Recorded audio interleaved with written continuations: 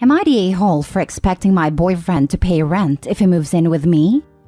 This is a doozy. I've been dating Josh for a year. I should say now that I, 24 female, don't ever want to be legally married, and Josh, 30 male, is divorced and doesn't want to remarry.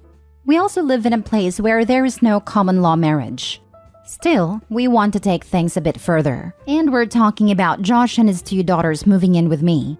I own a 3-bed, 2-bath house in a nice area. Josh rents a 2-bed, 1-bath apartment, and his lease is coming up. My mortgage is $1,000 a month, and Josh's rent is $1,400 a month. It was important to me that we would have everything figured out before making the change, so that there would be no surprises or disagreements about who pays what. I figured it would be unreasonable for Josh to expect to just live with me for free, especially since I'd be giving up one of my rooms so his daughters could have a room. So, I suggested that Josh pays $700 a month to me in rent, half of what he is currently paying. I would cover the cost of any home repairs, internet, garbage, etc. Then, we would split utilities. Even though there's 3 of them and 1 of me, I don't mind splitting since that would be about what I'm currently paying, I predict. And since I meal prep once a week, I would just get my own groceries and he could get theirs. When I laid everything out, Josh was very unhappy and said since it's my house, he shouldn't have to pay rent and that we should split groceries. I told him he was welcome to buy his own house and I would move in with him and happily pay rent while renting out my own house. He was mad at me because he said he's not in a position where he can buy a house. We can't come to an agreement, so I suggested he just find another apartment as the owners aren't letting him renew, and we could revisit the topic in a year. He's not happy with that either, because rent prices have skyrocketed here, and 2 bedrooms now go for around $1,800 a month, and he thinks he won't be able to find a place he can afford. I'm a bit frustrated because I feel like $700 a month is a really good deal compared to the likely $1,800 he will have to pay. Since we aren't going to get married or anything, I don't understand why he thinks I would be okay with him living for free with his 2 kids. I'm happy to have romance and companionship, but shared assets and finances are not something I want in life. I don't want to support a man. Am I the a-hole for expecting my boyfriend to pay rent? Now for the top comments before reading the mini update. Not the a-hole. Your solution is perfectly reasonable. If he doesn't like your rental price, he is free to find his own home. Unless he's just been dating you so he could eventually move in and his daughters in and pay no rent. See, that's something I'm really worried about. I work with a lot of successful women, and I've seen a lot of them broke dirtbag guys who just mooch off them. I like Josh, and we have a good time when we're together, and the intimacy is great. But I don't think that is good enough for $700 a month if you know what I mean. Moving in with you would save him a significant amount of money. He should be grateful for that offer. Him being upset and wanting to pay nothing is a huge red flag. Trust your gut, OP. It doesn't sound like it's going to get better with this guy. Not the a-hole. You're about to be taken for a ride if you give in and let him move in without paying rent. My advice, from all my years, as someone who also doesn't want to get remarried, maintain separate homes. You lose out if you let him move in. That's what I'm thinking. I'm already a bit apprehensive because his kids are a bit wild. But he isn't happy with living separately because he's going to have to pay a really high rent. But I think I'll probably just tell him to either agree to my terms or get over it. I don't know. Him wanting to save money is not a good enough reason to live together. Plus, the fact that you and him are already having issues that you're struggling to come to an agreement is probably a sign that you guys aren't compatible to live together. Not the a-hole. And listen to your gut. Well, this is the only real disagreement we've had in the last year. I'm trying to be optimistic and think that maybe he just needed an outside perspective. Now for the mini update. So I showed Josh this post and he thinks you all are wrong. So here's some input from him. Leslie makes $120K a year and I make $30K. I'm living paycheck to paycheck supporting 2 kids with no help from my ex-wife. It's gotten so expensive here that at this rate, I'm not even going to be able to feed my kids soon without going to the food bank. No matter what, they're going to get fed. But it's not fair that she owns a house and can go on vacations or spend $400 a month getting her hair done, when I can't even buy my kids name brand cereal. She shouldn't charge me to live with her because she should understand that I want to be able to spend whatever I can, giving my kids the childhood that they deserve. Not for me, but for them. So thanks Reddit. Oh, you won, and I'm glad I posted here. After a very loud and angry argument with Josh, I broke up with him. Despite pretty much everyone telling him he was wrong, Josh insisted that I should basically support the three of them because it's what would be best for his kids. He doesn't seem to understand that they aren't my kids, and no one is going to want to bankroll the three of them. At least no one with a brain. The point is, I'm young, good-looking, and I own a house. I can do better than a broke single dad who has no education and a crappy job, who thinks it's okay to mooch off me and scream in my face when I tell him no. Hope your next girlfriend is stupid enough to put up with you, Josh. No wonder your ex-wife left. Next story. Am I the a-hole for counting down the days until my daughter turns 18 so I can stop being legally responsible for her? I married my wife about 2 years ago and she has a daughter from a previous relationship. Early on during our dating period, she made it clear that her daughter has a father and she's not looking for another father for her. The ground rules were set by her, which is that I will be an adult figure but not a parental one. I will have no say in how she is to be brought up, and I can't punish her in any way. Considering she was 14 when her mom and I met and 15 when we married, I agreed to her rules. My thinking is that she's already too old for me to make any difference in her life anyway, so I make it an issue. Fast forward a couple of years and my life has been a nightmare. The girl constantly gets into trouble and has been kicked out of several schools. She lived with her father at a time. She had to move in with us so she could attend a new high school in order to graduate. She's been suspended several times at this high school, but it looks like she'll graduate on time. While living with us, she's gotten into 2 car accidents. One was when she was drunk, and we had to remortgage our house to pay her attorney fees and legal bills. The judge dressed us down in court for not being better parents. I'm not a legal expert at all, but for movies and shows, I know that judges can jail you for arguing, so I bit my tongue and took it. It was humiliating. The girl is a couple of months away from being an adult, and this weekend, I was out with the guys and she came up in conversation.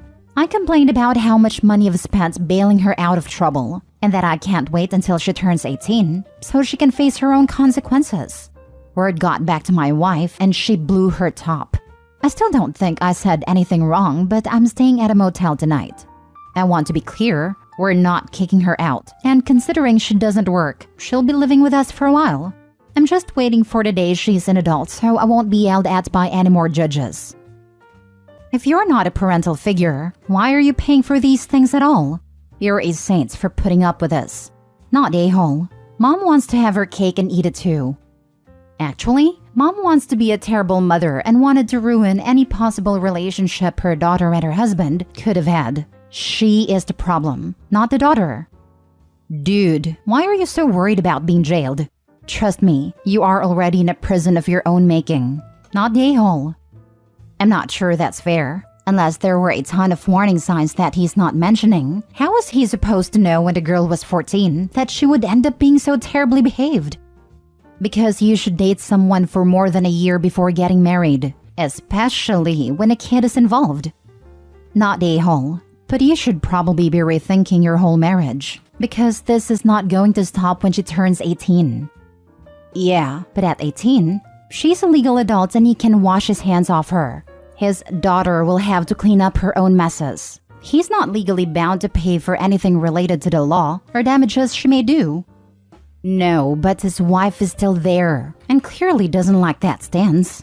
It's not going to be as clear-cut as 18 and cutting the cord. Next story. Am I the a-hole for refusing to pay for my in-laws to come on vacation with me? I have been with my partner for 4 years. He has 2 kids with his ex-wife, while I have none and don't plan to. Our household income is okay, and he earns the majority of it. He earns 65% of the total income. The last 4 years, he has insisted that we pay 50-50 to household bills, despite the fact he earns far more than what I earn, and his kids stay with us regularly.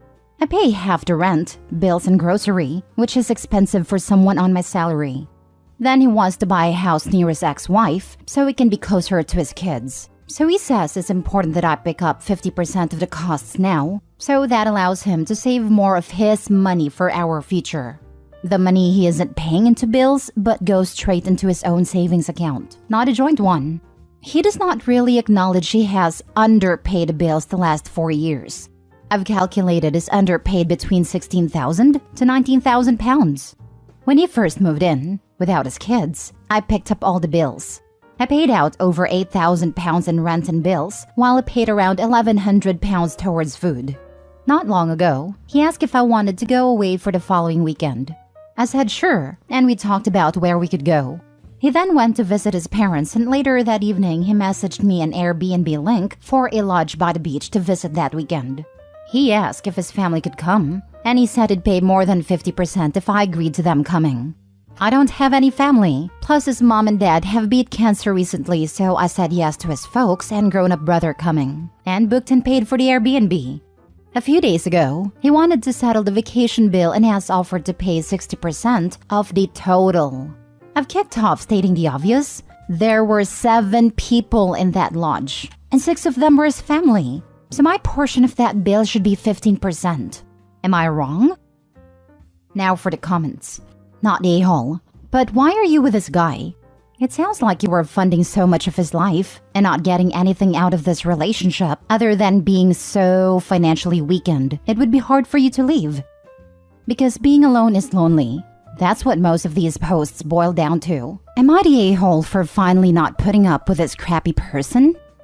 OP, ask yourself this question. If the situation were reversed and you made more money than your partner, would you make the same demands that you are letting him make from you? So why are you allowing him to make you struggle and sacrifice when you would never expect the same if the situation were reversed? To answer the post, not the a-hole, and he is 100% the a-hole, because his family may not know what you make, but he does. And he clearly doesn't respect you nor your financial situation in the slightest. Don't accept treatment that you would never expect of others. You deserve an equal partnership with deep respect. You realize he's not going to put your name on that house, right? If that house was really for your future, he would set up a savings account with both of your names on it. He's just using you to pay enough bills that he can save enough for a house, and more than likely, dump you once he's purchased the house. Put your foot down. Tell him the money distribution isn't fair, and you will only pay 35% of the bills, but offer to put that 50% you are saving toward a house and a mutual savings account. And you want your name on the deed as 35% owner. Insist on getting a lawyer and having an agreement drafted. If he refuses, then you have your answer. He's just using you. Also, don't let him gaslight you or persuade you into seeing his side of things. Tell him this isn't anything personal, even if it is. It's just protecting yourself and your future. Again, if he declines or argues, dump him and move on. Last story. Am I the a-hole for letting my daughters share a room even though they don't need to anymore, and despite my ex asking me not to? My ex and I have 2 daughters who are 9 and 10. They're 20 months apart to be specific. They are as close as twins, and they look alike enough that they're mistaken for such sometimes. They get their weekends with me, which until a couple months ago, they had to share a room, because my apartment only had 2 bedrooms. Luckily, my financial situation has improved, and I now have a small house with 3 bedrooms for them. The thing is, they didn't want to have their own rooms. They liked sharing because it's like sleepover every night, and asked me if they could keep sharing. I figured I'd be an idiot if I didn't support my children getting along, so I agreed. The extra bedroom is just a guest room for now, but if/when they change their mind, they can take it. Their mother is not happy about this. They never had to share a room over there, and apparently, they've been asking to. She's getting tired of that, and she asked me to split them up so they'd stop bothering her.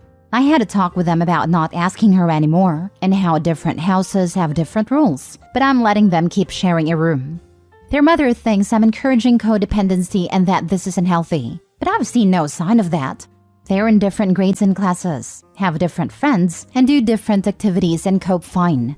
They're perfectly healthy, happy kids, and I see no harm in what I'm doing. But she says I'm going to cause tension between her and them by letting them do something they can't over there. Not the a-hole. Your ex seems pretty controlling and doesn't want her daughters to be happier in your place. I don't see anything wrong with them sharing a room if they want to. They're little kids for Pete's sake. That's it exactly. She doesn't want them getting excited about going to their father's. She sees what is coming and is afraid she will lose their love. And all she would have to do is let them share a room at her place, and the girls could be happy all the time. She is the one causing the rift. OP, you are not the a-hole. Your daughters are happy with the arrangement. It's not causing you any stress. And the only person with beef is someone who has no say over the rules in your house. There'll come a time when the girls may want their own rooms, but until then, there's nothing wrong with keeping things as they are. Not the a-hole. Not the a-hole. My 11 and 7-year-old girls shared a room until a year ago. I try not to let them sleep in each other's rooms on school nights, but most weekends, they spend at least one night in one another's rooms or beds. The amount they and yours are sharing is not harming them at all. Let them bond. Once they ask for the space in a room, you have it. Good luck. Not the a-hole. When they're with you, it's entirely your decision. And sounds to me like you're making the right one. It's too bad mom isn't happy, but her goal is literally to make her kids less happy. So unless she's actually an expert on codependency, then her opinion here isn't worth more than what you think and what your kids want.